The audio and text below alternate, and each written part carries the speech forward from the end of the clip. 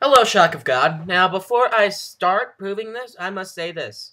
I respect your beliefs, yet I ask that you also respect mine, so if you are going to bash anything, if you're going to bash anything, bash specifically what I say, not what I believe in, claiming I am a baby killer. He rapes children. As all that is not true, okay? Not true at all. So the Bible. First off, before we get started, the Bible, looking at it as a source for information, as it is used for, is very unstable. The Bible has been in existence for about 15,000 or so years, back when people's was dumb. Not that we're any smarter today. Now, what that means, though, is that over time, it's been altered to fit their tastes, the tastes of the people, the tastes of whoever makes it. It's like, how could I say it's like this? You go to a store and you buy an apple pie. Now, that's a pretty damn good apple pie. But you can make it just a little better by removing off some of that outer crust crap, putting a little bit more Cool Whip on there, and then you got yourself a pie that suits your tastes. Not a pie that would necessarily suit the tastes of what the others were, but you modified it to yourself. Now, this is what has happened with the Bible. I mean, you look around, there are so many different versions.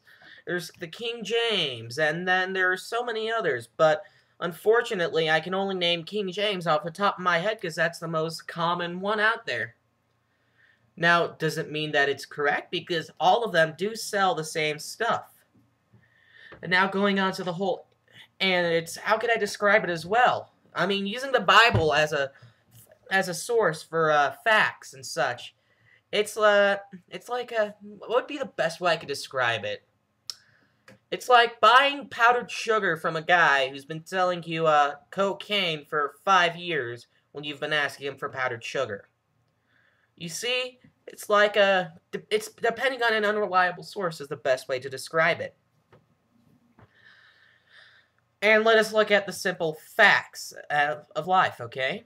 Evolution is not the idea of how things came into existence. It's how things adapt. For example, you've got the Sahara. Now, let's say in the Sahara and all the other places, let's specifically the Sahara.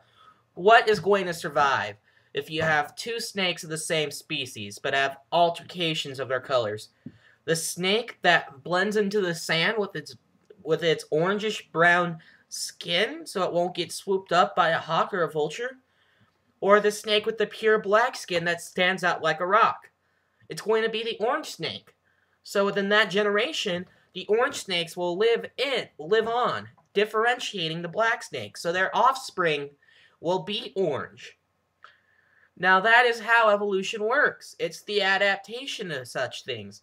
The whole idea of how life came to be on Earth is known as the primordial soup theory, or the whole comet thing crashed into the planet, and on it were germs, and we evolved from germs, which makes somewhat sense. Not that God took air and made a little shitty toy out of it, and he put it in his own little Mega Bloks playset. And then after a while, he took a rib out of it, and he made a woman. That shit don't work. I'm sorry. I'm just gonna say it flat out. Does that shit make sense to you? It does not make sense. Looking at simple facts. The simple facts are that, you know what? What am I talking about? We don't even know how sexes came on. Hell, there are still animals out there that can change their sex at whim, like earthworms. And I cannot, like I said, I cannot prove that I am true, but I can prove that I at least do have some foundation on my beliefs. Let's look at it this way as well.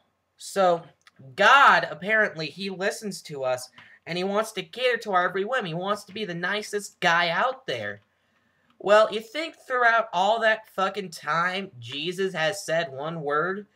Or, you know what? Forget. We'll not refer to him as God. We'll refer to him as his traditional name, Jehovah. Do you think, so, has Jehovah ever answered? If he is truly a kind, loving God, then why would he allow such monstrosities to happen? And don't claim, well, it's the apocalypse. The apocalypse is coming upon us soon. You motherfuckers have been spewing that for thousands upon thousands of years. And frankly, you've been wrong on nearly every time. In fact, I remember as a younger child when I used to be a full-fledged Catholic because I listened to my parents and I thought they were the almighty good, which I know is not true now. Which I know is not true now, that they are humans flawed like me. A man came up during a parade, in a festival that we have here, and he said to me, "Brothers and sisters, prepare your homes, for Jesus, the Lord, is coming soon." And sure as hell, you must remember, this was about 7, 8 years ago, and he said specifically Jesus would come the very next year. So, Jesus did not come in about 04 or 02. So the guy was completely fucking off, and he claimed he saw this through the Bible. The King James Version, the one that everybody holds to be true. And King James is wrong. That's how it comes out. What else does the Bible support? It supports the stoning and murder of your children if they do not follow what you say, which we know today to be wrong. But then again, we're looking at it from a moral standpoint. Morals have been changing over thousands upon thousands of years. So I hope that you were able to watch this video with an open mind, with taking into consideration what I have to say, without trying to shoot me down with what your book says to fight against me. So I want you to look at this as a rational person. Okay? So this is Nathan, your death dealer, signing off. Power to the people. Fuck your mother.